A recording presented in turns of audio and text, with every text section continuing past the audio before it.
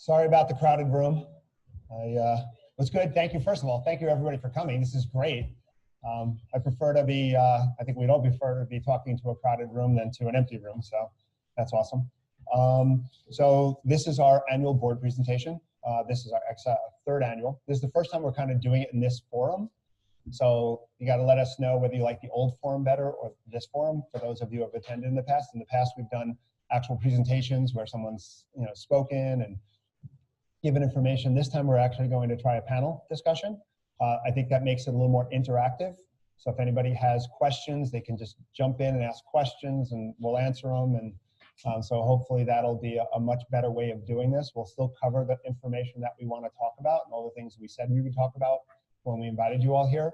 But again, hopefully this will be in a format that's a little bit easier to follow and get more meaningful information. We do have a great panel today. They've been flashing up about it. We got Frank Orzo, Matt Burke, and David Goldstein. So it's an awesome panel, and I'm always here to chime in because I don't know how to close my mouth. So if anybody has things, I'll probably jump into. I just want to give you a 2-second infomercial about Cerini & Associates. So I'm Ken Cerini, managing partner of Cerini & Associates. We're a full-service accounting firm. We do everything, but we specialize in the nonprofit sector. And one of the things that we believe is important is providing information and education to the organizations that we work with. And I know you as board members, you have a tough challenge. You guys are kind of put into a situation where you have to run an organization. You have to provide guidance for that organization. There's governance and everything else. You have to know so much about so many different topics, but there's not always the avenue for you guys to learn about that stuff. So that's why we put together these presentations to try to give you the information you're going to need. We always are looking for feedback. So if anybody has feedback after this is over, there's a form you can fill, evaluation form you can fill out. Please just let us know if there's anything that we could do better or any topics you want us to talk about in the future. Everybody has several pieces of documentation. You have a folder, a white folder. In it, I'm just going to take you through. There's a board guide. This is something that we put together to provide some information to boards of directors. If anybody needs more copies, just let us know. We'll get you as many copies as you want. You can also get electronically on our website. A couple other things, we give you a copy of our most recent newsletter.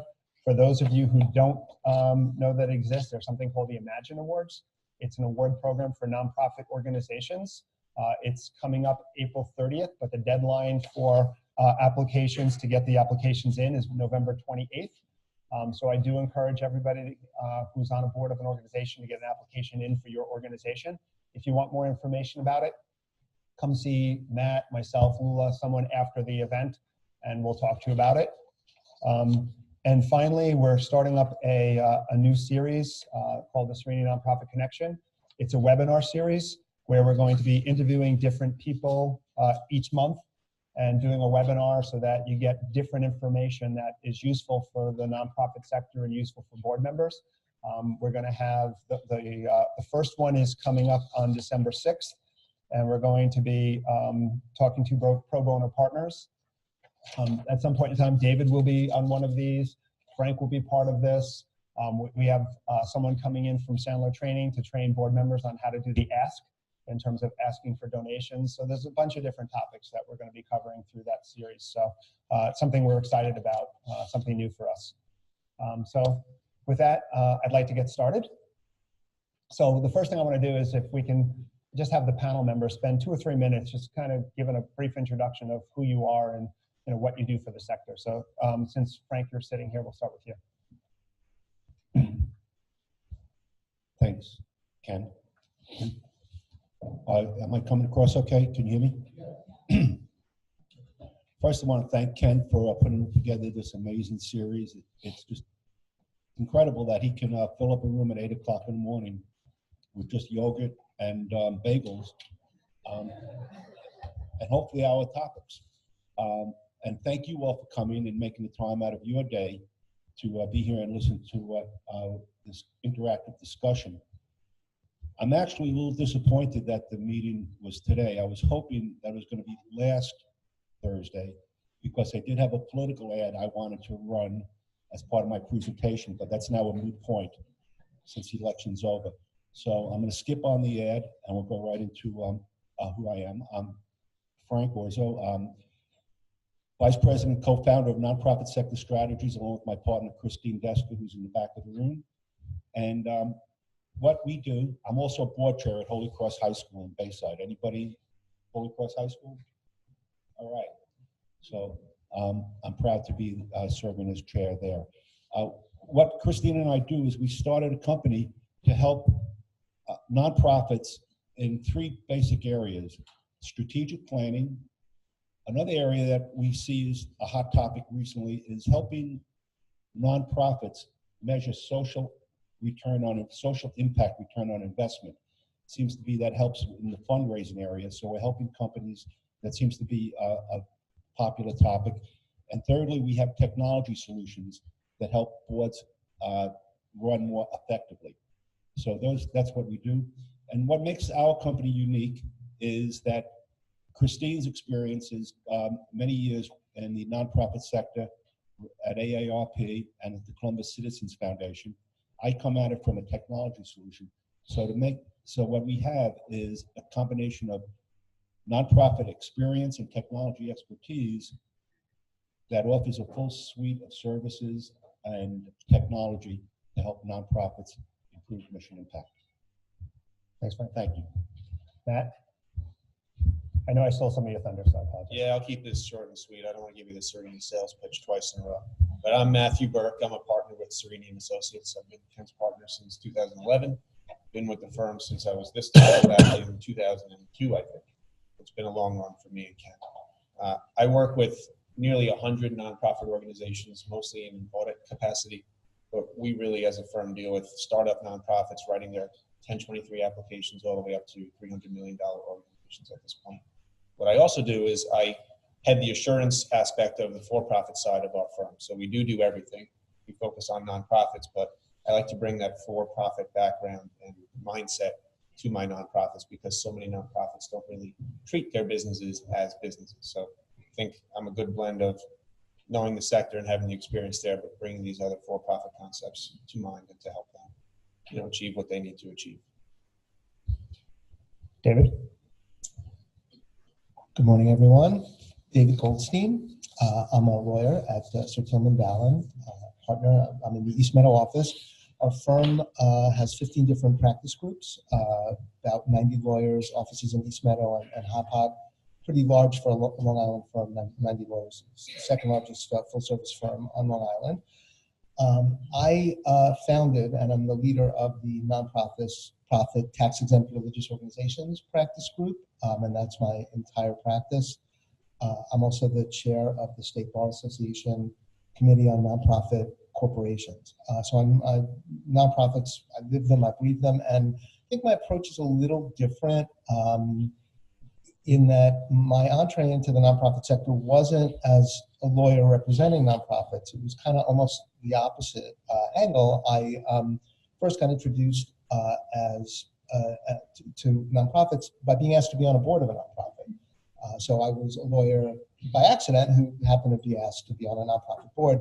And some of you, if you know me, you kind of know this background. I started asking questions and nobody had the answers. Not anyone on the board, not the chair of the board, not the executive director, and most significantly, not the outside counsel for the nonprofit.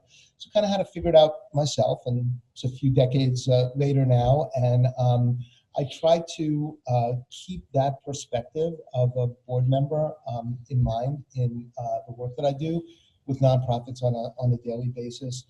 In that, as a director of a nonprofit, and I think maybe that's part of why some of you are here today, you need to understand what the organization's responsibilities and compliance obligations are, and very significantly, you need to understand what your own responsibilities are. The rude awakening that I had, and it wasn't too rude because the organization where I was a director didn't have any specific problems, there was no litigation.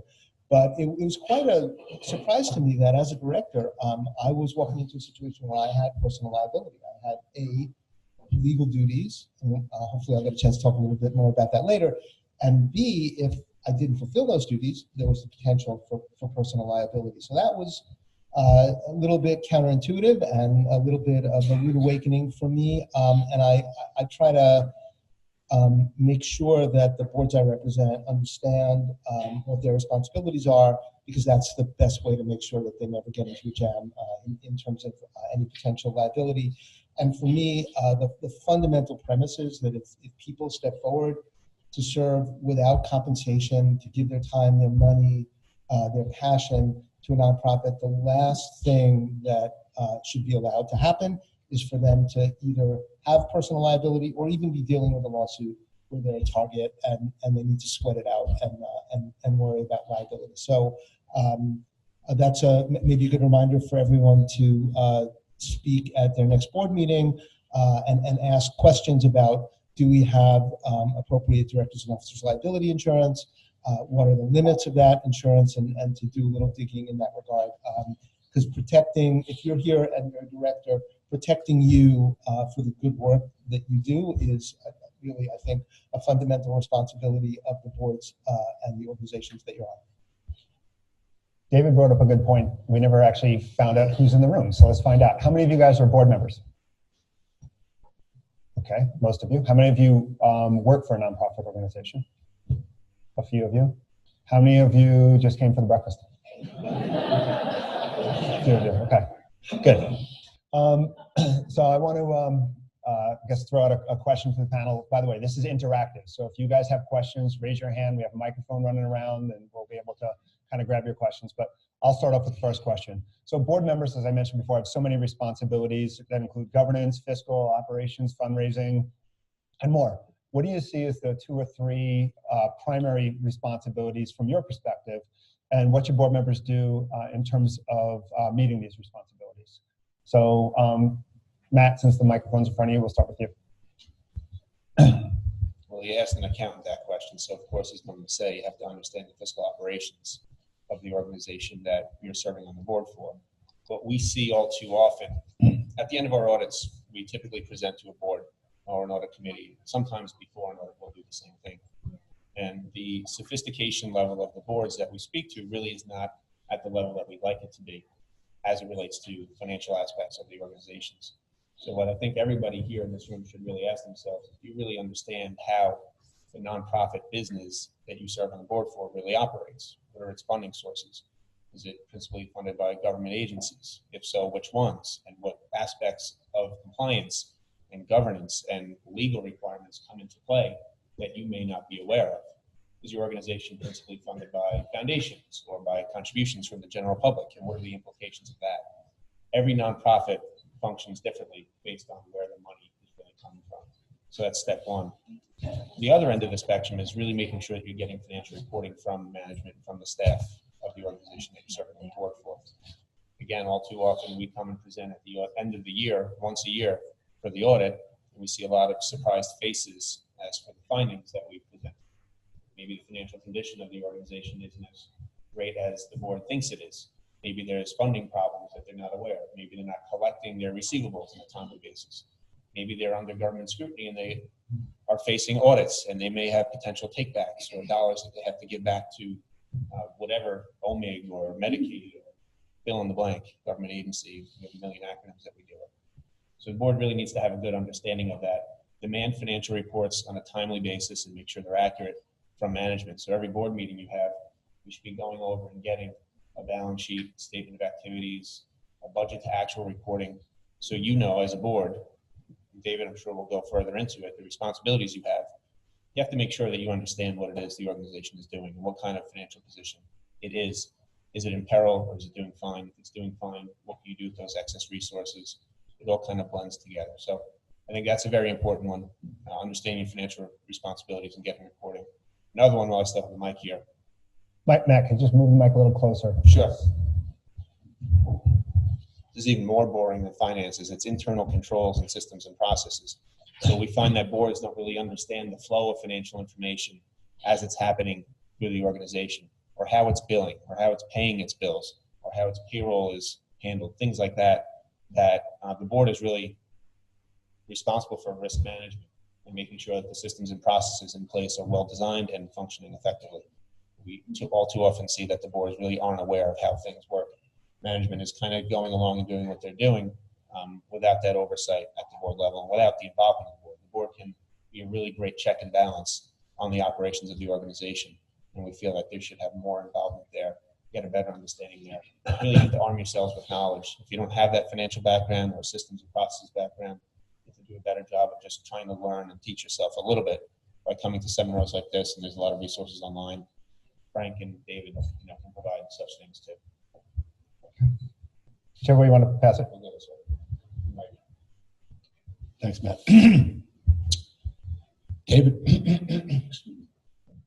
David made an interesting point in his opening remarks that the way he learned about board operation was being asked to serve on a board, and realized that there were a lot of questions that were unanswered.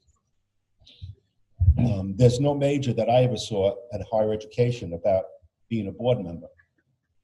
And so most, like myself, I'm sure many of you can relate, you're asked to serve on a board, and the first meeting you go to, you're kind of sitting there listening and observing and trying to figure out what this is all about. Certainly that was in my circumstance.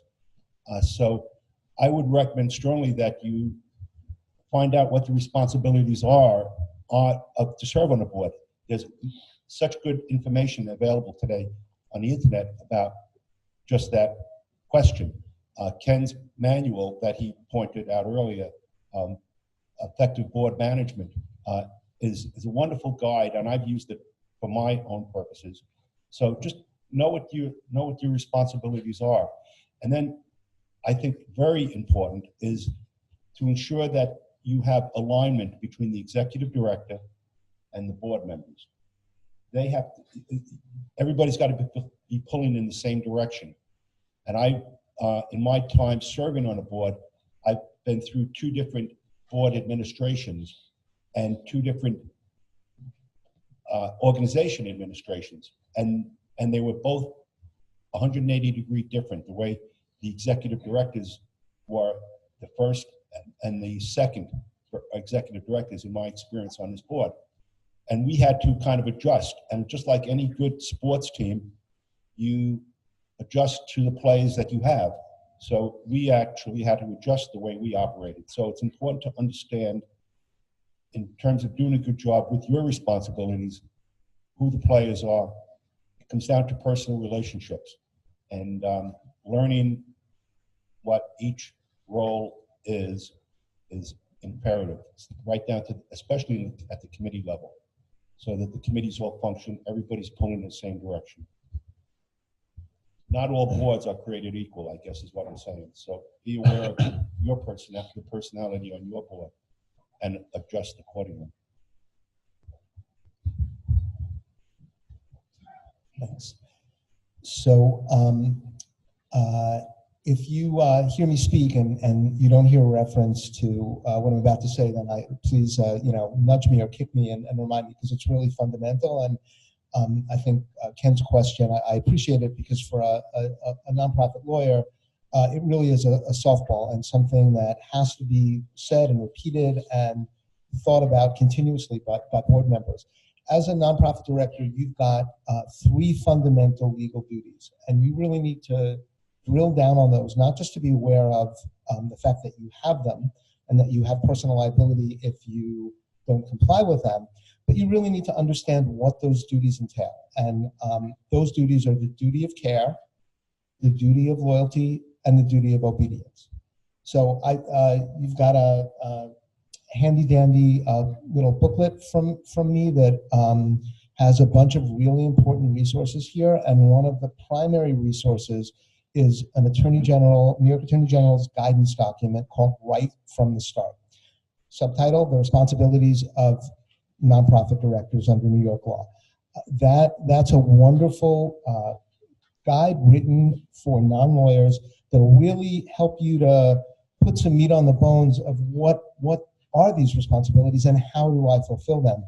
And what Matt said, I think was very pertinent from the legal side as well, that information, timely reporting, internal controls, all of those things are really fundamental to your duties as a nonprofit director, and to protecting the organization and yourself. You'll also see in the materials, and this is something that Matt mentioned as well, in tab 3, there's a publication also from the Attorney General called Internal Controls and Financial Accountability for Not-for-Profit Boards. And that'll also give you some context as to how the Attorney General views internal controls and what you as a board member need to do to make sure that appropriate internal controls are in place. Why is it important for you as a board member to understand these duties? You know, in a nutshell, A, it's the law, but B, if you don't understand them, then your first introduction to them may be in some sort of regulatory enforcement action or in some sort of derivative lawsuit brought by a disgruntled board member or member of the organization or donor. And those things often lead to regulatory investigations and enforcement actions as well. And that's not the time to find out. The time to find out is now. And you know, I've decided that I should become the Benjamin Franklin of nonprofit law in that I think an ounce of prevention, this is Ben Franklin's famous axiom, in this context for sure an ounce of prevention is worth a pound of cure. And these are things that all can be dealt with systematically by the board before something goes wrong. So I think it's really vital to do that.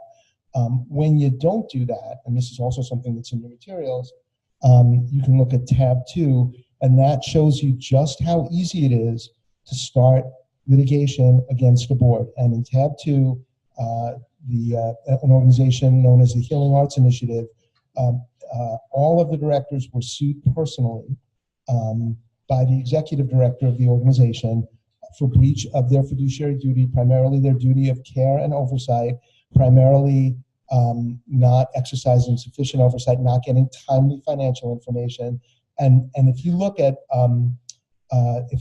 that summons to start the lawsuit, it's shocking how easy it is to do something like that as a plaintiff.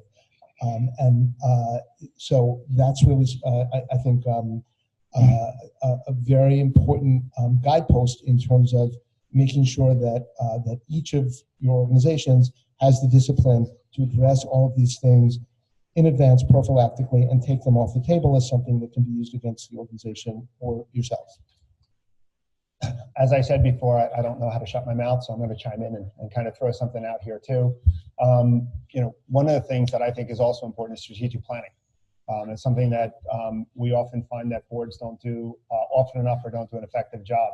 And there's a saying that if you don't know where you're going, you'll probably wind up somewhere else. So if you don't kind of set up a roadmap for yourself as a nonprofit organization, you're going to be in a problem, you know, could be in a problem down the road. So some of the things that, well, first let me ask the question, how many of you guys actually do strategic planning? About half, that's good, that's good. So some of the questions that, you know, we ask during the strategic planning process, things like, are we still relevant as an organization, or are there other things that we should be considering? Are we impactful? How do we know? How do you know that you're an impactful organization? Everybody says, yeah, you know, we do good work. How do you measure that? How, you know, Frank mentioned before that that's key from a fundraising perspective, but it's also key from understanding your organization. What's happening out in the industry from a risk perspective, and are we adapting our organization to understand those risks and meet those risks as a board? How can we make this organization more effective?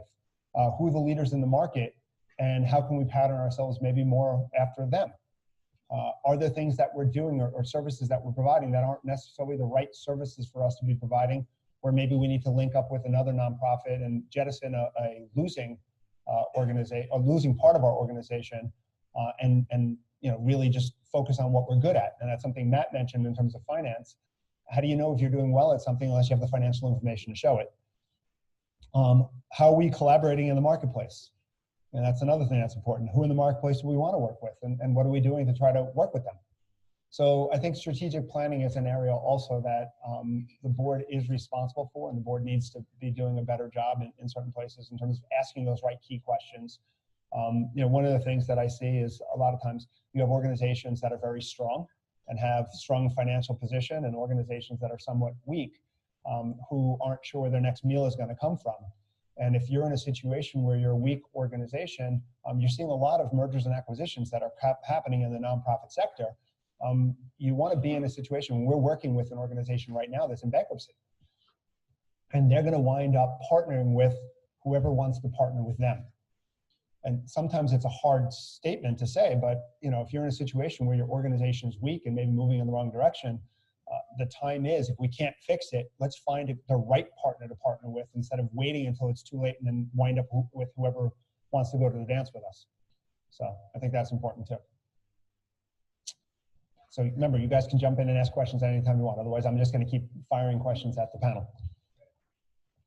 Go ahead. With respect to that lawsuit that the executive director sued the board members for non-compliance, not giving them fiduciary information in a timely manner, what were they hoping to accomplish out of getting that? Okay. So what the full disclosure, a couple of weeks ago, my firm filed a lawsuit on behalf of a client who's a board member against the other board members, and that happens sometimes too. The not-for-profit law has a specific provision that allows members, if you have a membership organization, board members or officers, to file a suit against a director or an officer for breach of duty on behalf of the organization. So it's a derivative lawsuit. And so in the suit that you have in your materials, the motivation, derivative meaning that it's, again, on behalf of the organization. So the executive director was suing the board members for lack of oversight that damaged the organization, and any recovery would be for the benefit of the organization. Similarly, when my client, a board member, sued the other board members, it was on behalf of the organization. So the other board members breached their fiduciary duty, the organization was damaged, and to the extent of any recovery, it benefits the organization, not the individual bringing the suit. And that's a nonprofit derivative lawsuit that's specifically provided for in the not-for-profit corporation law. I guess if you can't get a give or get from your board members, that's another option. There you go. It's an option we'd like to avoid. Right. I got a question down here. Yeah, is the purpose of the lawsuit to trigger the DINO Insurance? Because it seems that, I know we're in a litigious society, but with a conversation with the other board members perhaps help, or if the purpose is to recover money, is the purpose to trigger a DINO claim? So that's a very good question, and I'm glad to have a question on DINO Insurance, not because I'm a particular expert in DINO Insurance, but what I want to say is that DINO Insurance is something that every board should have, and very often boards are underinsured, and what they find, and I always encourage my clients to ask this question of their insurance professional, okay, we've got $1 million of coverage, how much would it cost to get us to 3 million or 5 million? We've got 3 million, how much would it cost to go to 5 million? Because for the insurance companies, the risk is in that first million, and very often my clients are surprised when they've been encouraged to ask that question. They're surprised at how economical the significant additional coverage is. So great to have DINO coverage, but the point I want to make is, and it's really important for boards to understand that, yes, you have to make sure you have adequate DINO coverage, but don't feel that that's going to bail you out in every circumstance, because there are some DINO policies are 60, 80, 100 pages long of fine print with lots of exclusions. So when someone brings a derivative lawsuit, it's not really aimed at triggering the DINO coverage. Frankly, when you're bringing that kind of a lawsuit, you've got some kind of axe to grind, and unfortunately, the axe to grind motivation sometimes comes into play in terms of personal situations where people use breaches of fiduciary duty as ammunition to deal with disagreements that they may have with other people on the board. So the point of the lawsuit is to get some kind of recovery for the nonprofit for breach of duty, for some loss that caused a loss for the nonprofit. And so we don't really care as a plaintiff where that comes from. Is it going to come from the DINO Insurance? Is it going to come from the individual board members or officers? We don't care as long as it comes, and very often these things are settled. And, so. Well, out of curiosity, not to try to focus on the, everyone needs to be concerned about liability. Her experience as a plaintiff's attorney, how often do you get judgments against the individual board members that actually get paid versus how often do you actually attack and get money from the DNO? So I think I would maybe answer it a slightly different way. My experience is that most of these matters get, and I think this is true with most litigation. I'm not a litigator. I'm more of a governance lawyer, but I work very closely with our litigation department who in particular work on these kinds of lawsuits. My experience with lawsuits in general, even beyond the nonprofit sector, is most of them get resolved before a final verdict or adjudication. And so, I think that settlement is very often how these things work out, somewhat outside of the public eye. But what I want to say, and I've seen this a lot from my clients, even if they've got wonderful DINO insurance, if a client comes to me, a new client, we just got sued, we need help, what should we do? It's very often, even if the result is satisfying at the end and the lawsuit is dropped, the organization and the directors are vindicated at trial, as an officer director, you still got to sweat it out for years of dealing with depositions, their reputational issues for you personally, for the organization. So that, I think, is really fundamental to the right kind of nonprofit governance approach, which is to systematically take the targets of these kinds of litigations off the table. So that if someone goes to a lawyer and goes, I've got a problem with this nonprofit, I think they're doing things wrong, I don't like them, I want to give them a hard time, what can we do? You want somebody to look and say, well, really, there's not a lot here. So, forget about it. And that's taking those things off the table is particularly important in a climate where, because of all the publicity that the changes in the law have gotten over recent years, and one of the main changes is to increase and enhance the governance duties of board members. Because of all the PR about that, people are cued into the fact that directors have obligations. And if you've got a problem with a director, you can dig a little and maybe find out that they're not fulfilling those obligations, and maybe that gives you some recourse. So yeah, I think that's the frame of reference. Let's take these things off the table now. And so what are we doing? We're protecting the organization. We're following the law. We're protecting ourselves. Home run. We have a webinar question. Here's one from the webinar. Some of my nonprofits have advisory committees composed of superstar volunteers and major donors. The advisory committee becomes a farm team for the board and gives the incoming board members a chance to gain an understanding of the organization before coming onto the board. It's more of a statement than a question.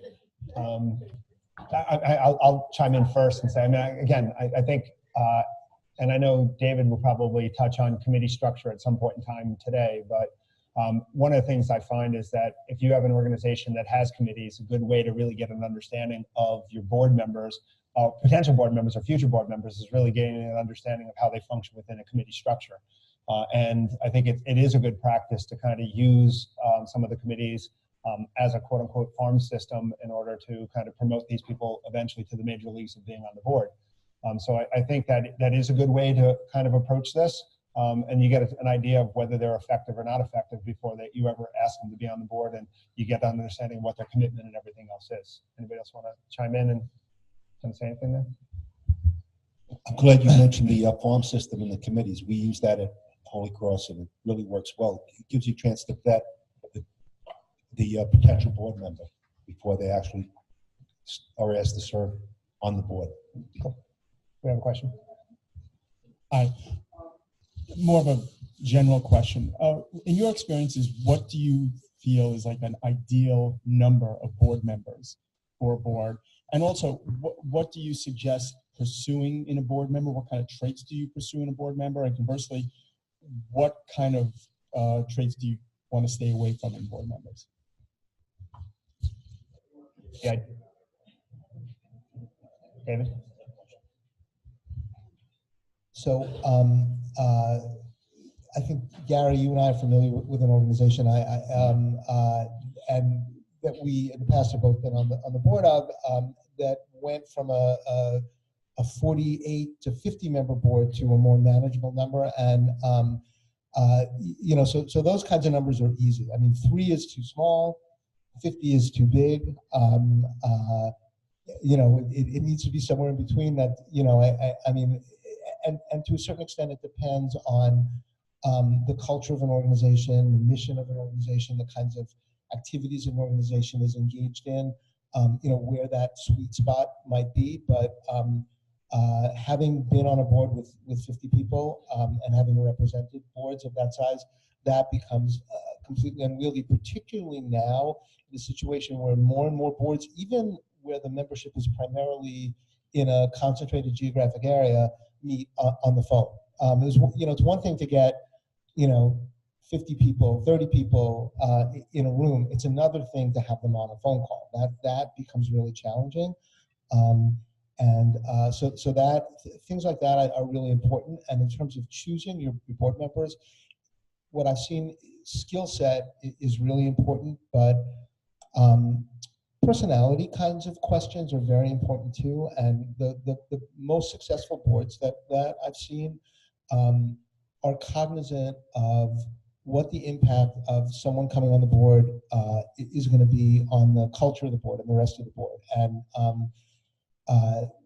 you need to be respectful of the quality and protective of the quality of experience that your board members have if you want to keep and if you want to attract and keep good board members. So, for instance, you know, I've seen situations on particular boards where someone is asked to be on the board and people know that the person coming in may be a little difficult to deal with, likes to stand on, you know, the proverbial soapbox and speak for a long time and not, you know, in a way that maybe isn't so sensitive to the dynamics of the fact that there are other people involved and that there are time constraints and things like that are really important to consider before you bring someone on the board, because it really just takes one board member to kind of shift the culture in a way that negatively impacts on everyone, and then we'll wind up in a situation where you're less able to attract and keep the people you need on the board. So, anybody else want to? I think in terms of skill sets, it's like building a sports team of some kind. You don't want all of the same type of player. You know, you want people from different backgrounds, different disciplines. Finance is important, obviously. I think you should have people with a financial mindset, maybe accounting. It's good to have lawyers on the board. If you have investment professionals on the board, if you have endowments and things like that, it's good to have them. It's good to have people that are familiar with different HR issues. We'll probably talk about that in the next question. There's a lot of acronyms, a lot of scary government involvement that it's good to have people on the board that you can lean on that have professional experience and maybe some depth behind them. You know, for a board that I sit on, if there's ever any finance or accounting issue that I don't have an answer for, I know I can always go to Ken because I deal with him all the time and I see him way too much. But it becomes helpful when it comes to situations like that. If you have someone like David on your board, he's got a whole legal team behind him. If there's a legal question that comes up, if he can't answer it, he can tap into resources that could probably answer that. So I think well-rounded board from different discipline areas, good to people that are programmatic, people that know nonprofits, people that work in the community, fundraising, investments, finance, accounting, legal. Pick and choose who you want there. I'm just going to chime in on one point there before we move on to the next question. A lot of times I also see that boards bring on to the board people who can fund the organization. So they bring on people with money, and they don't care whether they're involved in the organization. They're not really mindful as to whether they're heavily involved in the governance of the organization. They don't care if they show up for meetings. They just want their check. Something like that, instead of putting them on the board, find another place for them maybe. Make them an honorary board member, make them, you know, something else. The board really has a role here, and there's responsibilities that go with the board, and you shouldn't just bring someone on the board because they're going to write a check. Again, if you can find another place for them and still get that check, that's the ideal situation. If they're going to come on the board, you want them to actually be participatory on that board and really be an asset to the board for other reasons other than funding. Hey, Ken touched upon what I was discussing, responsibilities of the board. And, we went from liability to discussing number of people that are on the board and getting a sense of whether 50 people are complying with the bylaws of that organization or even aware of the expectations for the organization, that they fall between maybe a range of board members. And in terms of liability, how do you ensure that all active board members are complying with the bylaws to avoid any liability? I've been here for half a second. I know David's going to want this. He's kind of chomping at the bit over there. One of the ways that you want to do it is the board has to have access to information. Okay, and I think one of the situations that you often have is how many board members have actually ever read the bylaws or seen the bylaws? How many board members are given the right information when they first start within an organization? Matt talked about fiscal aspects, and how can someone function effectively and provide governance if they don't have the tools that they need to be able to make the right decisions, and they don't have effective communication back and forth. So Frank, you want to say something? Thank you. Thank you, Ken. How many people out there are paper-oriented in disseminating information to the boards? Paper-oriented? Okay. Well, I'm encouraged to see that the majority seem to be digital, electronic-oriented.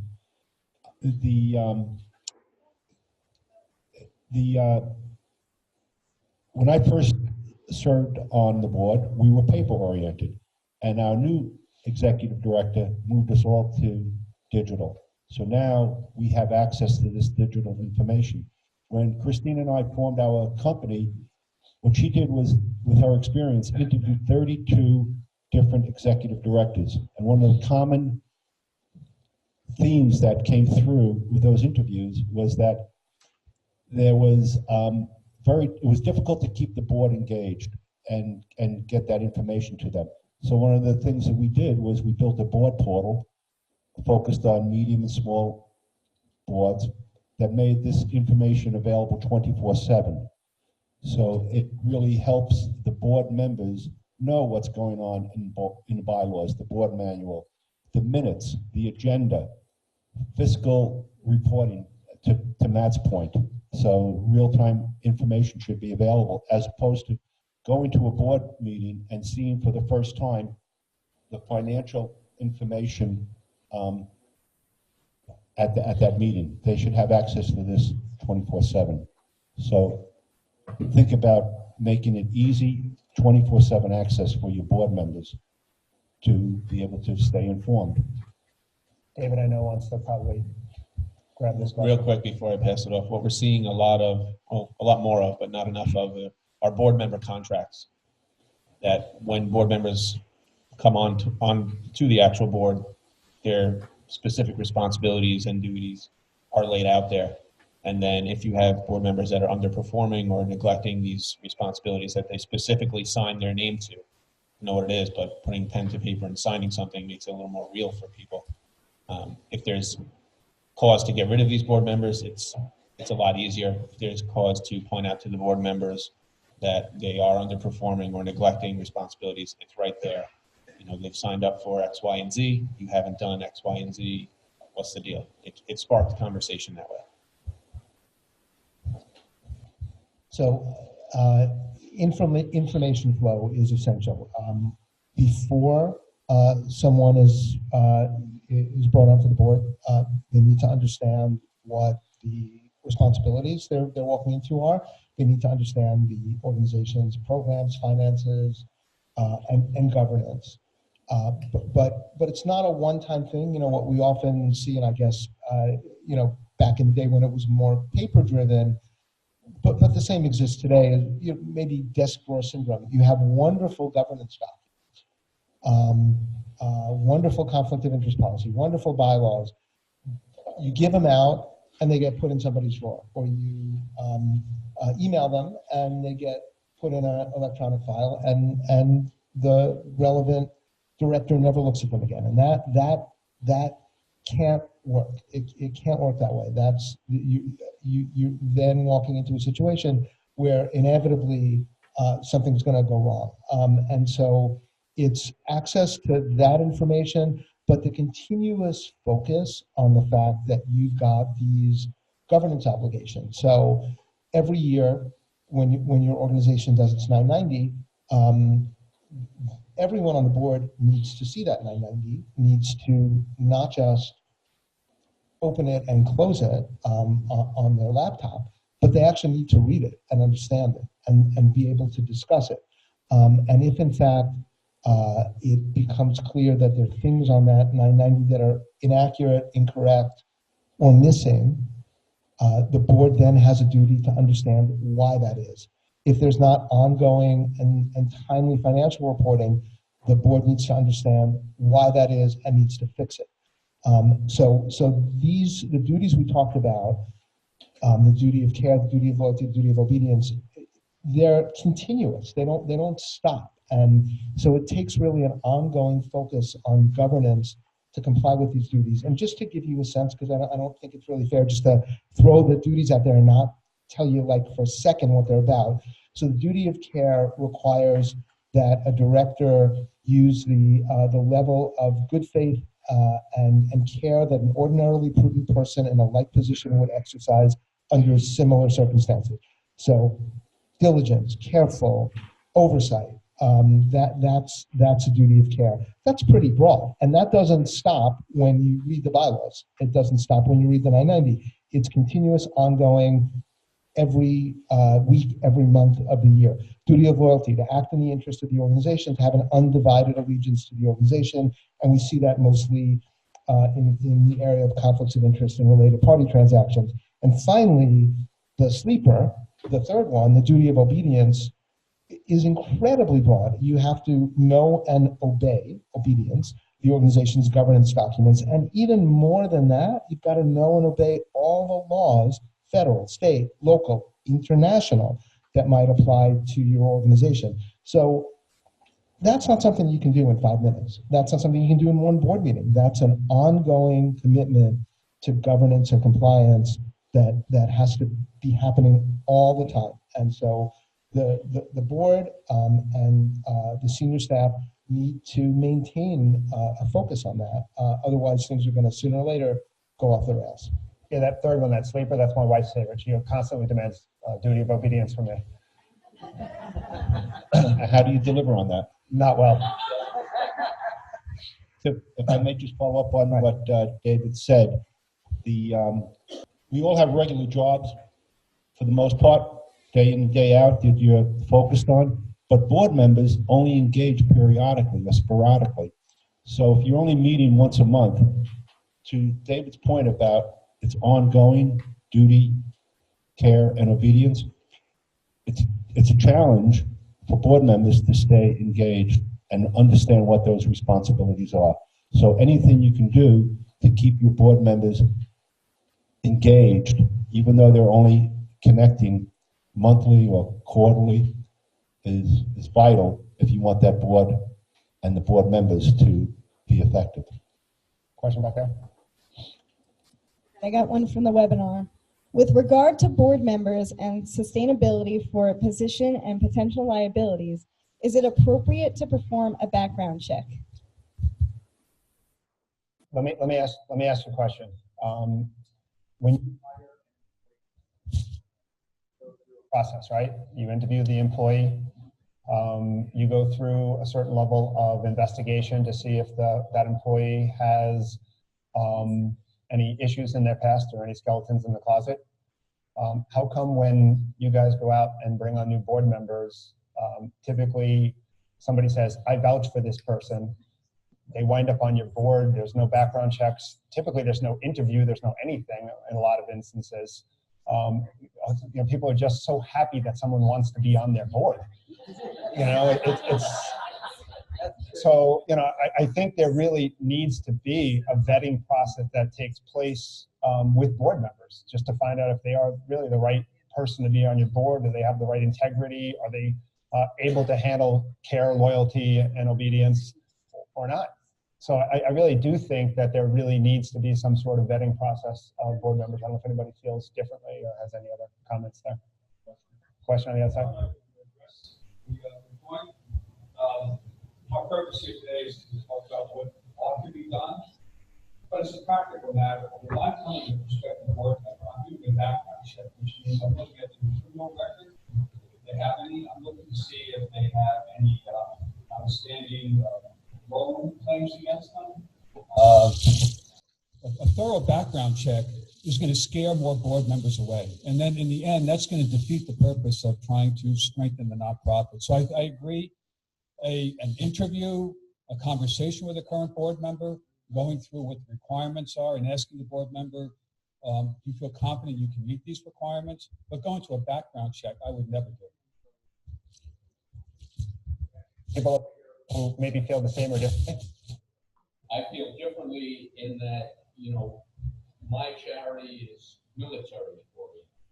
And a lot of people have fears that you know, a lot of military organizations that raise money may not be 100%, not to say legitimate, but have questions. I think a prospective board member might appreciate the fact that the board they're looking to come on is concerned with the issues of governance, concerned with the issue of making sure that people who are coming on board are 100% behind the mission and the cause and legitimate.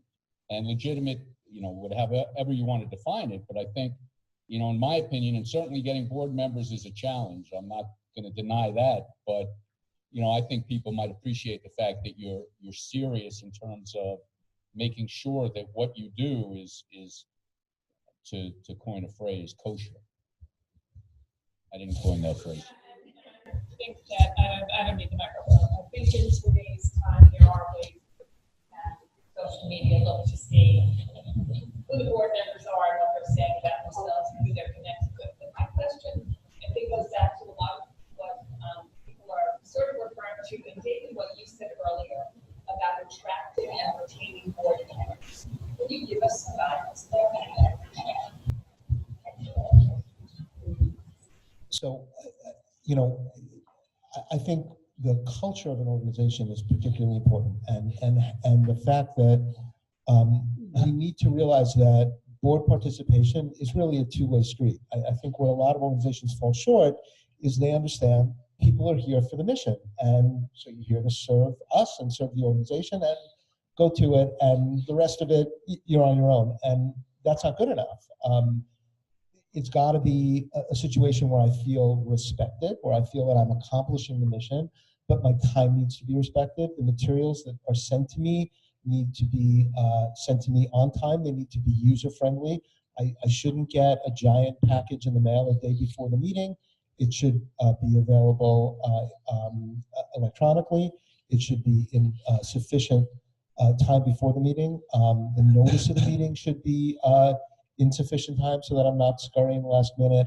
And then the kinds of things we're talking about here, you as a board member need to be given the tools. You shouldn't be where I was when I joined that first board. Like, I just didn't feel secure and protected, and even able to do what I sensed needed to be done because I didn't have the education and the information. That's not so easy because you can see this is, as I said in the last time I spoke, this is not a once a year process, particularly nowadays. It's an ongoing process. And so finding a way to integrate appropriate levels of resources and board education that facilitate and enable the people you've brought on to do what you brought them there to do is really essential. And that's a lot. I mean, you know, you've got as the senior leadership of an organization and the senior staff of an organization, you've got a lot to do just to run the organization, to make ends meet, to fundraise, to strategically plan, as Ken said earlier, to do all that. And on top of it, you've got to set some time and focus aside for board education, resourcing the board, mentoring the board, making sure that the experience is right. One of my clients that has an excellent culture, the chairman of the board, I mean, there's not one board meeting that goes by where he doesn't say, and he usually says it at the beginning, in the middle, and at the end of the meeting, we're going to be respectful of board members' time here. So it's now, whatever time, we're moving on to the next topic. And that doesn't mean that they're going to bury something and not come back to it. They may have a separate meeting in 2 weeks to deal with that, but being respectful and having the eye of the senior leadership, lay leadership and staff on the quality of the experience for the person you want on the phone and in the room and on the board. I think to me that's the, on a ground level, that's the best practical advice that I could give.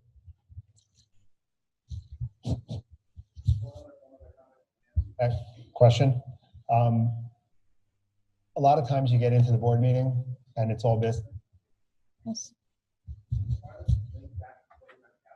Of why they're there. So if every once in a while you bring in one of the consumers that you're helping to maybe talk to the board, let them know why they're there, let them see the personal side of what's happening also. That can help engage them to what's going on, if that's the type of organization you have. But you want to try to get them engaged, and the way to do that is make it human for them. Got a question over there?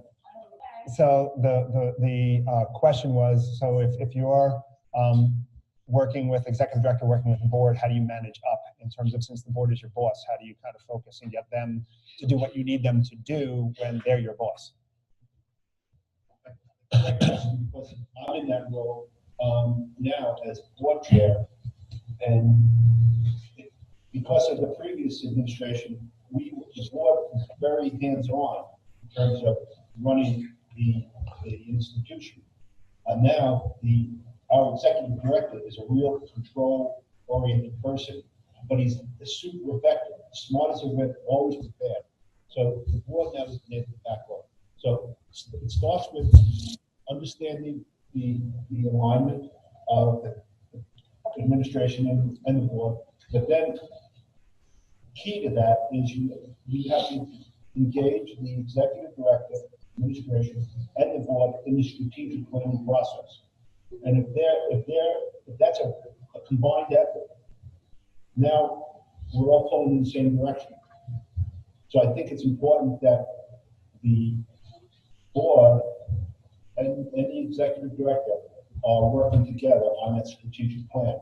So the board now is responsive to making sure that they're doing what they're supposed to, their role on the strategic plan. And the administration is ensuring that the board is engaged as well. So it's got to be a team effort. And if it's not, if it's them against us, it's going to be a challenge. One of the key things in any relationship is communication. And you have to have that communication. And the top level of that communication happens with the chairman of the board and the executive director. And the two of them need to be aligned in thought. And if the executive director isn't getting what they need from the board, it should be really the chairman who kind of helps with that relationship that's taking place. The chairman needs to put the board in line where necessary. Can I just add to that? One of the best pieces of advice I ever got when I was starting to be the executive director. Did it come from me? Was from a very wise man who said, Sure.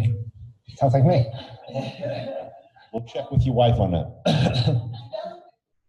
relationships with reach out and really get to know each one and know, why do they serve, and it's much less overwhelming too than just always walking into a group of 14, 15 people if you have each of those individual relationships, and that's the best way I think to manage.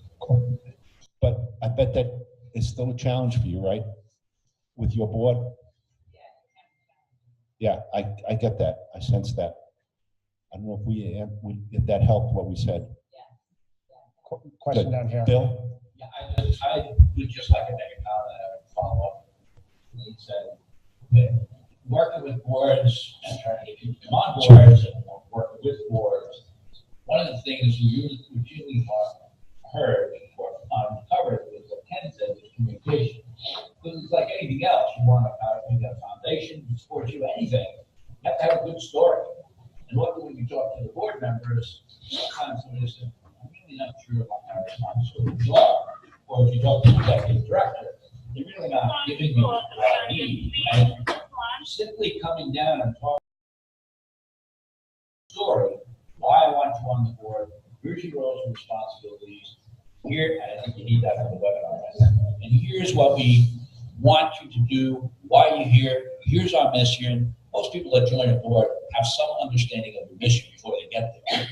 But if you get that story and conversation going and having a communication, that's great. But one of the things we've noticed with some of the organizations, because of today's requirement of compliance, and we have to have this, and here's the responsibility, we see some people pull back and say, oh boy, if you have a conversation around all of the dangers of the liabilities, some people say, nah, maybe not now. So we have to get that point across, but it can't be the first point. Hey, here's the mission. Here's who we are. Here's where we're going. Here's the role. Here's the responsibility. There is some liability, but it's not positioned right. The story's not right. People are going to back off wanting to be on a nonprofit board simply because they say, oh boy, there's a lot of risk here. And that's not necessarily the case. But I think that goes back to Matt's comment earlier about the fact that board contracts and having board contracts in place, and David's comment earlier about it being a two-way street, where that contract should not just be what do I expect from the board member, but what should the board member expect from us as an organization. Some people have pushed the back on the contract. Yeah, They were a little bit, once you say contract, they said, oh, wait, that's contract. But there's other ways of getting it. It's not a contract, it's an agreement. I agree. Yeah, and I think that's another way. And we call it an agreement. question? All right. So just a curiosity question to the audience, not necessarily the journalists. So I'm the founder, executive director, chairman of the board. Alignment. Right. And so one of the things that we implemented because of the fact that I want to make sure that we're passionate about, obviously I'm the founder, so this is my life, my future, and what I want to be able to make change. So what we implemented was the advisory process.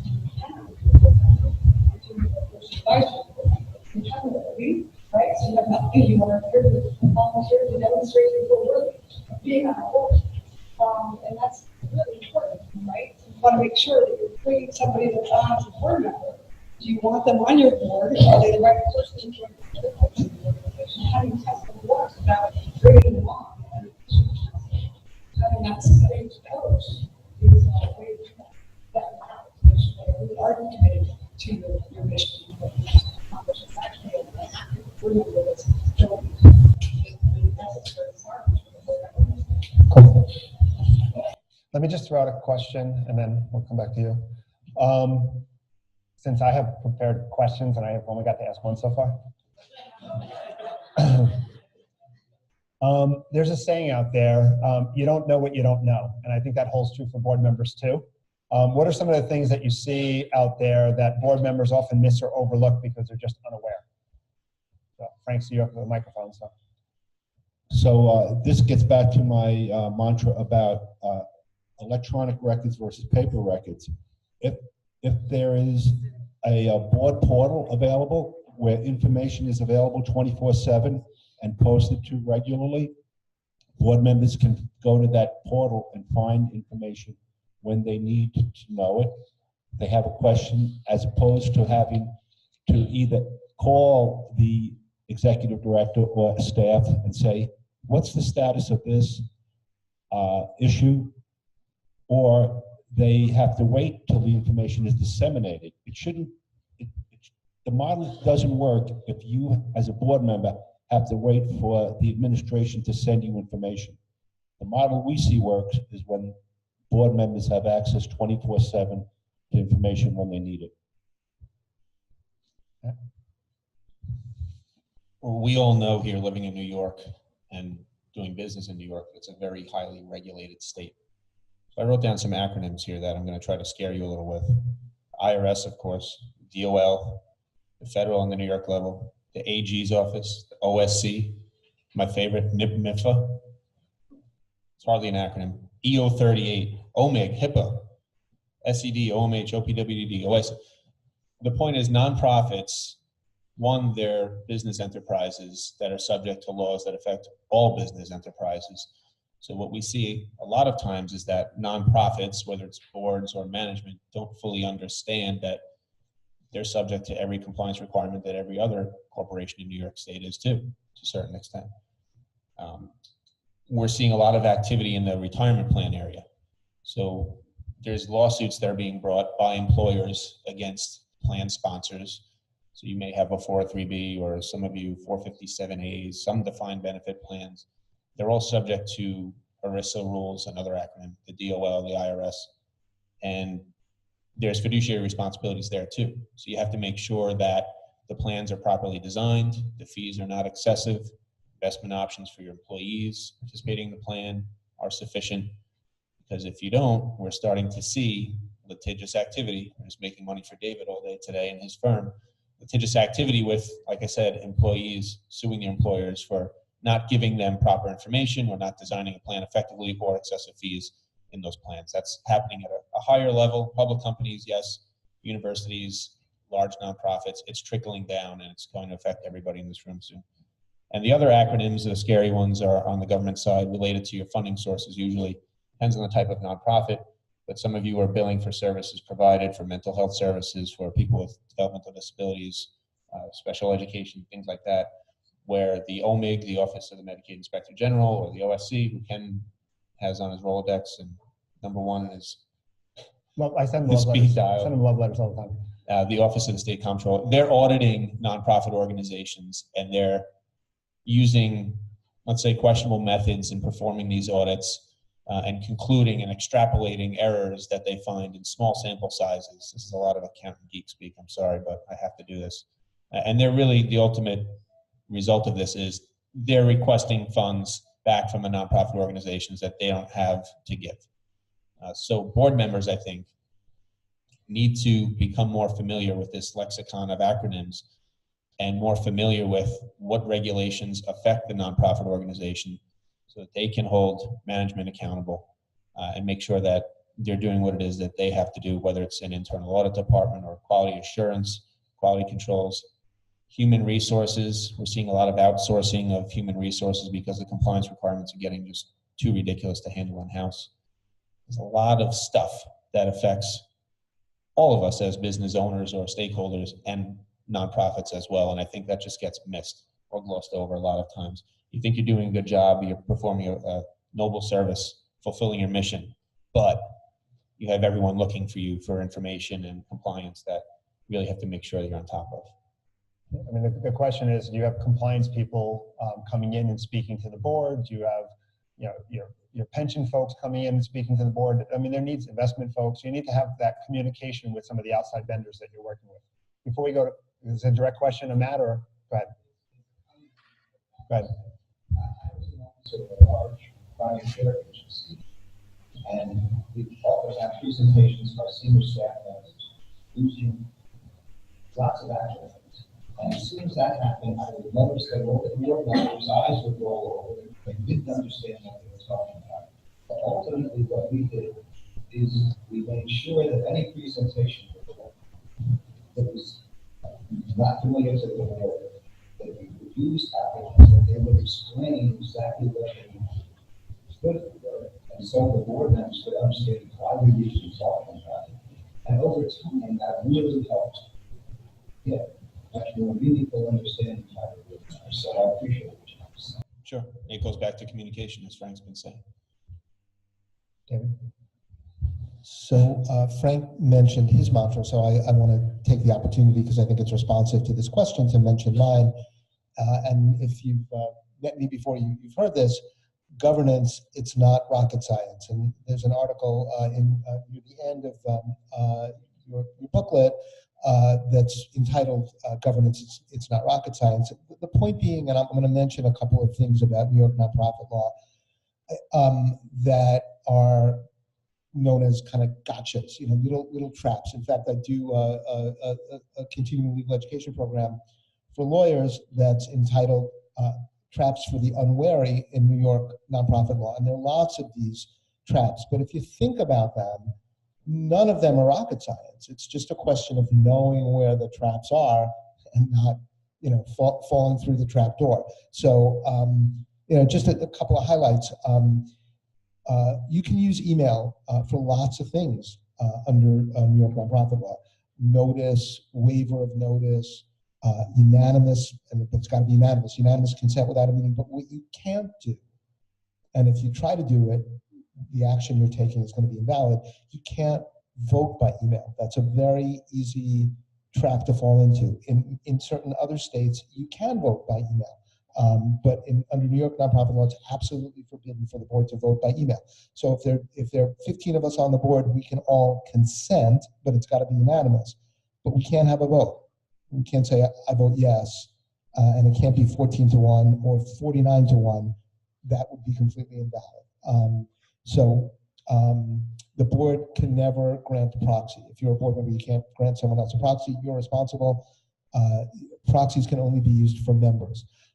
There are all sorts of requirements about annual meetings. If you look at tab 8 in your materials, it'll talk about the annual report. And one of the gotchas in the annual report is not just that there is such a thing that has to be provided by the board of directors every year with specific information under 513 and 519 of the not-for-profit corporation law. It lays out what must be in the annual report.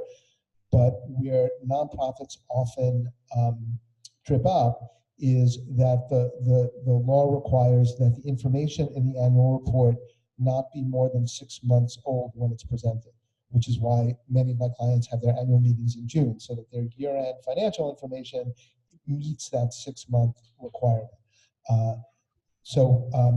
Also in the area of conflicts of interest and related party transactions, there's a whole slew of counterintuitive and very demanding requirements. For instance, if you've got a related party transaction, which is any financial transaction between the organization and a director, officer, or key person, or any entity that they control, and these are all defined terms with a degree of detail and complexity in the statute.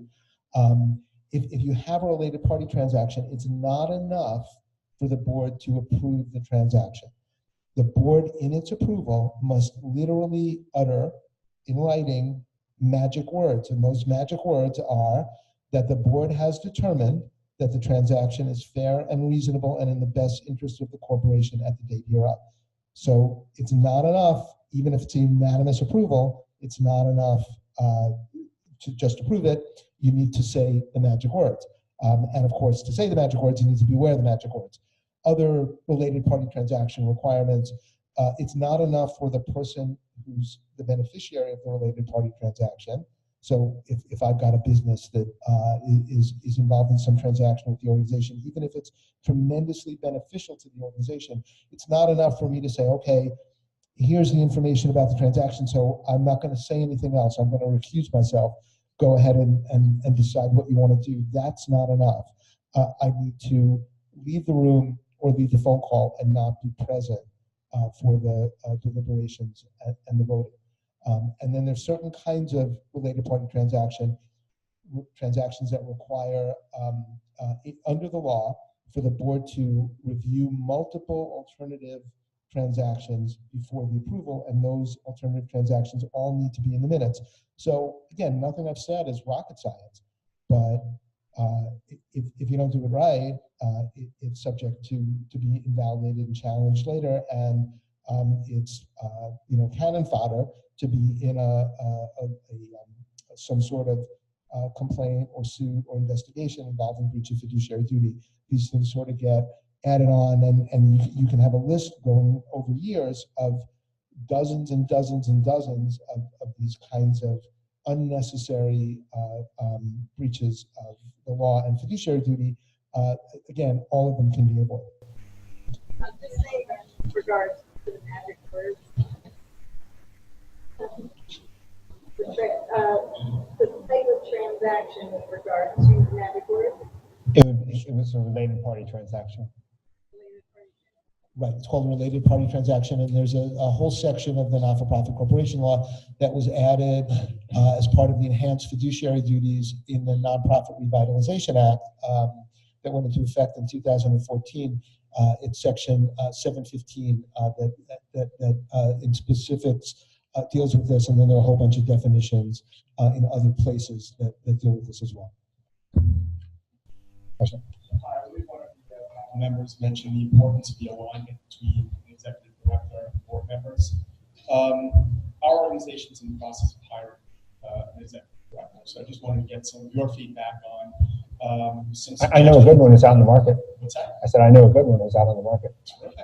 We'll talk to you afterward. But just some suggestions as far as that process goes that will help us not only in the hiring process, but making that alignment, transition as smooth as possible. So it's not a binary in the sense that you're going to be 100% certain when you go out and hire a new executive director. The process we used when we changed executive directors 2 years ago was a committee was formed among board members. We actually hired this was a cool little story. We hired an executive search firm to hire the executive director, but our committee, of which I was not a member, did such a good job that the search firm returned their fee, like 80% of their fee to us, because we had basically done such a good job. So we brought the 3 finalists in for face-to-face interviews with the board, had them for dinner in a collegial setting. We got to ask questions. The gentleman, the candidates, the 3 candidates all responded. And at the end of the day, we made the selection as to who we thought was going to be the best executive director for us. We had done, in that level, you definitely want to do as much background checking as possible, informal background checking, not to scare anybody away. But we knew who these people were before we sat down for dinner. And as it turned out, we got lucky. We got all 3 of the finalists could have gotten a job, I thought, but the one we ended up with was the rock star of executive directors, in my judgment. So it's a process. As Bill said, communication, 2-way. Got to understand who you're dealing with. One of the things, if I can chime in there also, one of the things that I think is important is that organizations go through various stages within their life cycle. So the executive director that might have been the right executive director for the organization 5 years ago may not be the same right executive director for the organization today. So you really have to look at what are the things that you need, or what are the skill sets that you're looking for in an executive director. When you first start off, maybe it's someone who can raise money, or someone who really understands the regulations, or someone who, fill in the blank. And as you move through, you get to a point where now it might be different skill sets. So I think the first thing is understanding what are the skill sets that are necessary within your organization, what are the key things you need that executive director to do, and then build your search based on that. There's a question here. What's the practical difference? Okay, got it. Go ahead. What's the practical difference between unanimous consent or a vote? So practical difference between unanimous consent and a vote. Okay, so the unanimous consent concept is a way to take action without a meeting. So if you actually look at the section of the law, it talks about unanimous consent in lieu of a meeting. So very often you don't want to get everybody on the phone, or it's not necessary to get everybody on the phone, or into a room, or some combination. You can act without even having a meeting. And what people used to have to do that is sign a consent, have everybody on the board sign a document that said this is a unanimous consent that we're having in place of a meeting to a particular action. Now you can do that by email, but again, it's got to always be unanimous. I'm going to take the opportunity of having the microphone. There are a couple of things that I want to mention. It'll take me 15 seconds, but I see this happen repeatedly with nonprofits. It comes back to bite people all the time. So I just want to throw it out there in terms of things to look for and be aware of in your own governance. Quorum, that's something where there's some statutory floors. You can only go below a certain percentage of the board for quorum. But what I often find is that organizations in their bylaws adopt unnecessarily high quorums and don't keep track of it, and then they look back and realize, or after somebody challenges some of their actions, people look back and realize and say, whoops, all these meetings we had where we took action were invalid because we didn't have sufficient quorum. So always look at your quorum. Also know that your bylaws give you a lot of flexibility, but sometimes if you don't have appropriate legal input, you can adopt provisions in your bylaws that are completely inconsistent with the law. So for instance, I came across an organization that had provision in their bylaws. We have 7 directors. If 6 of the 7 consent in writing, we can take action without having a meeting against the law. If you're not going to have a meeting, it's got to be unanimous. And then something else, and I think this was prompted by a question that someone raised, the question of compensation of officers. That ties into the fact that there are certain areas of the law that require not just a majority, but a supermajority. So there are various different voting thresholds that sometimes are required by the law, even if your bylaws don't say anything about this. So if you're voting on compensation for an officer, which of course you must, the compensation's got to be reasonable, and you need to be able to document that.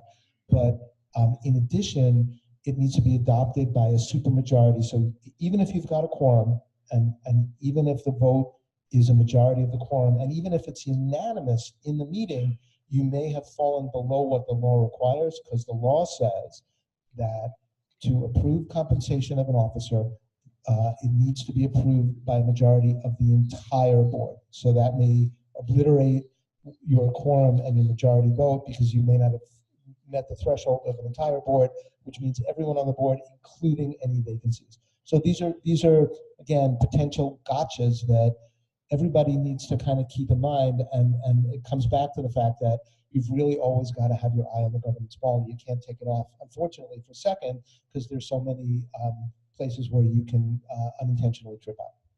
There's a question down here. Yeah, this is a question for David. As the owner of a small business, I know I have to get involved with sexual harassment training. Do not-for-profits, if the board is volunteer, but you have a couple of employees, some part-time, couple, so one part-time, do you need to have sexual harassment training as a 501c3? If you're a New York organization, under both state law and city law, absolutely that's required. And I think Matt alluded to it earlier, we have an employment law practice that works at my firm that does a lot of work with my nonprofit clients, keeping them in compliance with all of these regulations, including the new sexual harassment training regulations. But the short answer is absolutely applicable to nonprofits, the same as any business, and they're separate and slightly different regs, and this always makes it fun, and this applies in lots of contexts, including, for instance, in lobbying law. Same as with the sexual harassment training law, they're separate and slightly different regulations in New York State and New York City, and so if you operate in both, you need to comply with both. Now, for board members who volunteer, they're not subject to that training? That's an interesting question, and I'm not expert enough in the area to give you a definitive answer. I know that there's some questions about it. For sure, it's a best practice. For sure, it's a best practice. In certain situations, it in fact may be required. So that's something I would be happy to connect you with the head of our employment law practice, who handles this on these issues on a daily basis, and let you get that person's view rather than mine, because it's not something that I'm steeped enough in. Christina? All right, I actually have the real mic here. In the event of an emergency vote, can the vote by the board be done on the phone? So, very good question. I'll repeat it. In the event of an emergency, can the vote of the board be done on the phone? So, board meetings in their entirety can be done on the phone. So the short answer is yes. The slightly more complicated answer, and there always is one, is it's not as much the question of can we do it on the phone, it's was the notice of the meeting appropriate, so that we can have the vote on the phone and it be a valid meeting. And that's something, again, where you need to look at your bylaws and make sure you're complying with the notice provisions. Every once in a while, someone buries some lawyer who really isn't familiar with the nonprofit sphere buries what should be a bylaw provision in the certificate of incorporation. So I had a wacky situation once where there was a notice provision actually in the certificate of incorporation. So point is, you need to always keep issues of notice, voting thresholds, quorum, all of that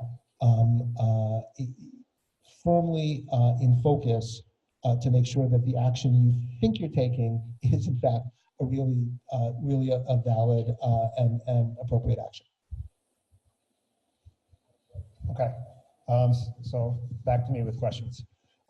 Information is extremely important in all companies, including nonprofit organizations. Making sure that your board members have the information necessary to make decisions is often key to an organization's success. What information should board members be receiving on a regular basis to help them guide their organizations more effectively? Is this stuff that should be discussed at board meetings, at committees, what? So kind of looking at it from a board perspective, a committee perspective. Hello. Who wants to start with that? I alluded to this earlier, I guess, in my first response. And in the folder that we have a board member must-haves, just a short one-pager, very high-level stuff that's in here. But really, it depends on the organization and the complexity of it. From a financial standpoint, like I said earlier, at every meeting, you should be going over the year-to-date performance of your organization through roughly that date. You want to be wary of getting information that's stale. If you're having a meeting here in November and your most recent financial report is through June 30th, how useful is that? You'd want something a little bit more timely. But on the financial side of things, really, you want to be looking at your balance sheets, your income statements. If you have multiple different programs, you want to look at your activities by program to see what's losing money, what's making you money, and why. You want to see if there's money that's significantly aged or owed. Nonprofits deal with bad debts just like any regular business, whether it's a donor that doesn't fulfill a pledge or a government agency that may be screwing around and taking its sweet time and paying you. We see that all the time. It's a difficult environment. If you have investments, you want to review the investment performance to see how those are doing. You may have an investment committee at that level. You probably should if it's a significant amount. But especially with the market fluctuations, it's been pretty good up until this month, right? So you want to see, how are my investments, how are my endowments doing? What kind of reserve levels do we have? Are they sufficient to get us through the next X number of months period of time? Budget to actual is very important. So the board should adopt and approve the budget that exists. First of all, you should have a budget. Hopefully everybody does. It should be a detailed enough budget. It should be program level. And you should get regular reporting comparing what's been going on year to date to that budget. And you should have really good explanations as to why you're not meeting the budget. Could be good reasons, it could be bad reasons. What you should be concerned with is lack of information or lack of clarity there. If you have a significant variance to your budget and no one really has an answer, that's alarming. That should be a red flag that goes up. Because if they don't know, how are you supposed to know? How are you supposed to guide the organization?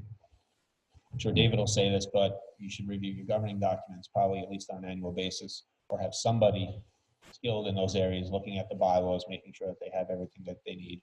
Make sure you have all the different governance policies in place that you're supposed to, conflict of interest, whistleblower, fraud. Other information as an auditor, if you're getting audited, you should be looking at the audit report. You should be talking to us. You should have probably an audit committee in place that meets with us and presents to you as well. As auditors, we can issue what's called a management letter, which has our findings and our recommendations. You want to get a hold of that. You want to really read through that document and make sure you understand it. Your tax return, David mentioned the 990. There's actually a question on the 990 that says, does the board review the 990 before it's filed? If so, describe the process. Everyone checks yes to that now, but they really don't take it that seriously from what we see. So that's something you should be looking at also. That's a public document. It lives forever on GuideStar and the State Charities Bureau website, Charity Navigator, everywhere else. Potential donors are looking at that and judging you by that. So you want to make sure that the 990 is telling the right story of the organization, that nothing is inaccurate in there. Besides that, dashboard reporting is something that we're not seeing a lot of. It's one of these buzz terms, right? What does it really mean? It's quick snippets of information that's useful to the organization and understanding where it is now financially and where it's going, not even financially, programmatically too. So if you have the sophistication level and can have those dashboards built, that's something that you want to see on a regular basis during these board meetings too. And ideally, try to get this information before the board meetings. So one, you don't have 6-hour-long board meetings, and two, you really have a good chance and opportunity to look through these documents and have good, smart questions for management and the rest of the board members when you do have these meetings. So this gets to what David said earlier about respecting time of the board members. So I have a brief story. Bad board meetings, good board meetings. Bad board meetings were when I first joined the board, I would go to the board meeting and we'd be handed a stack of papers, one from each committee, especially the audit committee, and we were given a series of spreadsheets and graphs and asked to make comments. It was crazy. It was just, and then another gentleman, I wanted to reach over the table and grab him by the neck because he handed out a paper committee, his report as chair of his committee, and then he read it line by line. So I didn't hit him, but I didn't even think, no, I don't want him to say that. However, so then we went to the good committee meeting. Now it's really cool. Now, new executive director put in a consent agenda. Who has consent agendas? Wow, this is only 1, 2. Okay, consent agendas are very, very good for respecting people's time because it gives, again, another point that David made. You give the committee reports out prior to the board meeting, a week before the board meeting. So all the board members get to read all the reports a week ahead of time. So they come to the meeting prepared and know what questions they want to ask as opposed to having right in front of them. So the consent agenda is a very effective way to run a good board meeting. And we're really happy that we did that. You want to describe what the consent agenda is? I'm sorry. So consent agenda is all the reports committee reports are put into what we call an ad memo. The document board members get a week before the meeting. Each board member gets to see that. And then at the board meeting itself, the chair says, does anybody have any questions on any of the committee reports? If so, we'll pull that report. If not, all the committee reports get approved en masse, except for the audit or financial report. That's always pulled. But otherwise, negotiating committees, all your HR committees, all the different programmatic committee reports are approved without discussion, and it really saves time at the board meetings. The other thing you can do is, if you're going to have board resolutions, outline what those board resolutions are up front when you send that packet out to the board so that they know what the resolutions are also and they know what they're going to be voting on and they're prepared for that vote. And it becomes easy because how many times I'm at a board meeting and people are trying to decide what's the wording of the resolution that should be established, not even sure. So by having that outlined up front, it makes it a lot easier. Real quick, Frank mentioned the example of a bad board meeting, right? Getting volumes of information, no time to process it. What we like to do when we do present to the boards that we work with, we try to summarize everything in a more digestible form. Find that pie charts work the best, bar graphs, anything with color instead of the black and white. So when I'm saying we need a balance sheet P&L, a summarized version and easier to understand, especially the high level thinking of it, is much preferred to a lot of black and white where people who don't have the sophistication won't really understand it or tune it out. So to whatever extent possible, that information can be provided to you in a better format, more easy to understand. I would suggest that too. Yeah, and then with that, as Matt's mentioning, things like trend analysis, benchmarking, how do you compare it to industry standards, things like that are also helpful. David? So resolutions in advance are very useful, as Ken mentioned, because when the board sees detailed resolutions, very often it highlights some issues that they feel are important that they need to raise.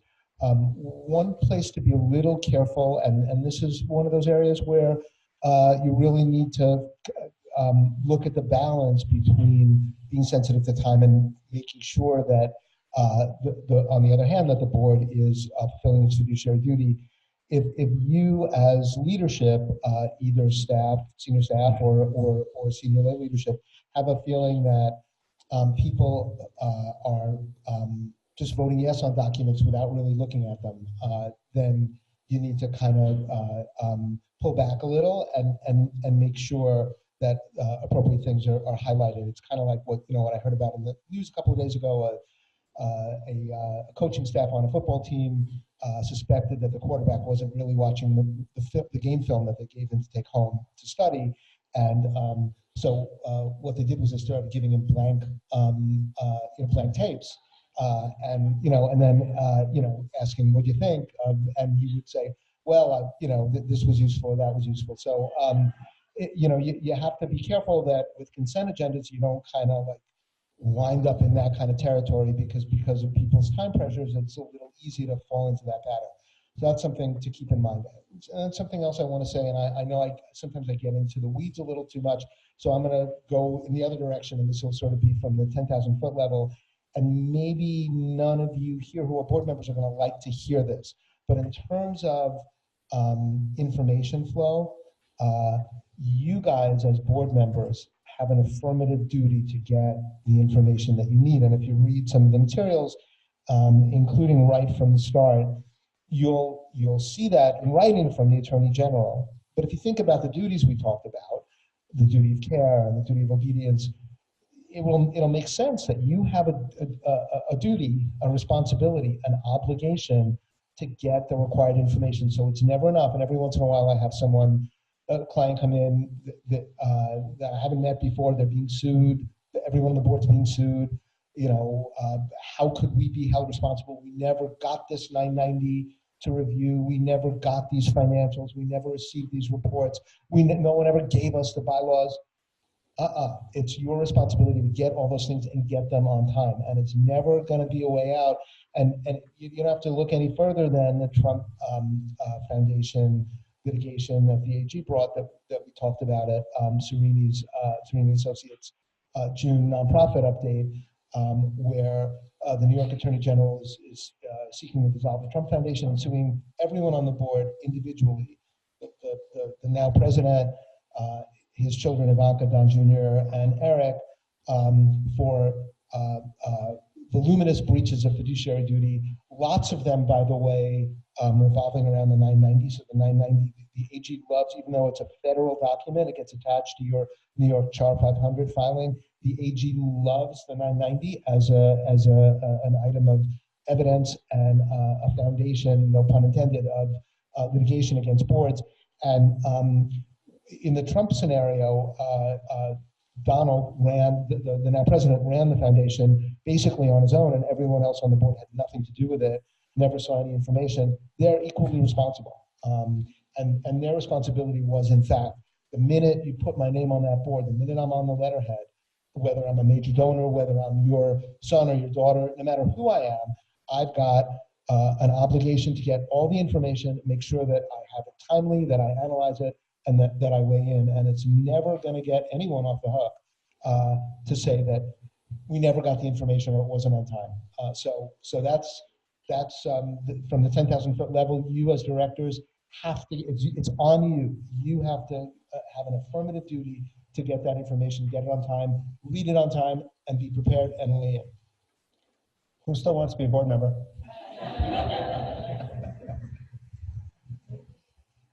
I know earlier, there's a question? Go ahead. So, how long before the board meeting should the documents in the consent agenda be distributed? We do it 1 week ahead of time. The executive committee meets 2 weeks before the board meeting to review the ad memo. And once the ad memo is approved, all board members get the ad memo 1 week before the board meeting. Please talk about the investment policy and keeping the bank balance with FDIC insurance limits. We recommend that any organization that has significant investments, and significant is a subjective term, it depends on the size of the organization, that there be an investment policy in place, if not a full-fledged investment committee with professional individuals on there that are able to and understanding of investments. So there's, and again, David will, I'm sure, expand on this. There's I mentioned my favorite acronym before, the New York Prudent Management of Institutional Funds Act, the MIFA, that really governs how nonprofits are to prudently invest their funds. And as part of that, there's certain requirements that exist for investment policies, investment policy statements, types of investments that can be made, how conservative or aggressive they can be. So David, I don't know if you want to expand on that. Just one thing on the MIFA. One of the things also that an organization and the board of an organization should be doing on an annual basis is, even if an organization decides, because the MIFA says you're supposed to evaluate risk across certain factors. Even if an organization decides to keep all of its investments in cash, you have to make an affirmative comment that you're keeping your investments in cash, because within MIFA, from a risk perspective, this is the most appropriate way for you guys to handle your money. So you can't look at it and say, well, I'm being really conservative, I'm meeting my requirement, because MIFA doesn't look at conservatism, it looks at taking appropriate levels of risk. David? All right. So just to piggyback on what Ken and Matt were saying, not only does NIFA have specific criteria, it requires that every single New York nonprofit have an investment policy. So whether you've got money or not, you need to have an investment policy, and there need to be certain parameters set forth in the investment policy. And so now it's part of your duty of obedience to A, have the policy, B, follow the policy, and C, and I think Ken alluded to this too, you need to make certain determinations. But what nonprofits, and this is an unfortunate, again, it's a little bit of a trap, you can do everything right, but you blow it at the last step, which is documenting what you did right. And that kind of goes to, again, taking things off the table systematically so that people can't use it against you down the road, be it an individual or a regulator. So we did everything right. We had an investment policy. It had all the required provisions, and we had the meeting, and we reviewed it, and we focused on it, and we analyzed with our investment advisor and the results, and we made the appropriate determinations, but we didn't completely and clearly and thoroughly document that in the minutes. Well, 3 years from now, if somebody has an axe to grind, they're going to say you didn't do it, and the fact that it's on your minutes is proof that you didn't do it, and you're done. So again, it's none of this is rocket science, but it's really simple. It's focus, and you gotta from point A to point Z being the minutes. You can't close the lights for the evening until you've done all of that to adequately protect yourself. And then on the question about the FDIC limits, what I throw out there is kind of think about the fundamental fiduciary duties. And I mean, I would have a hard time arguing that an ordinarily prudent person in like position under similar circumstances might not think it a good idea to be covered under FDIC limits. So that's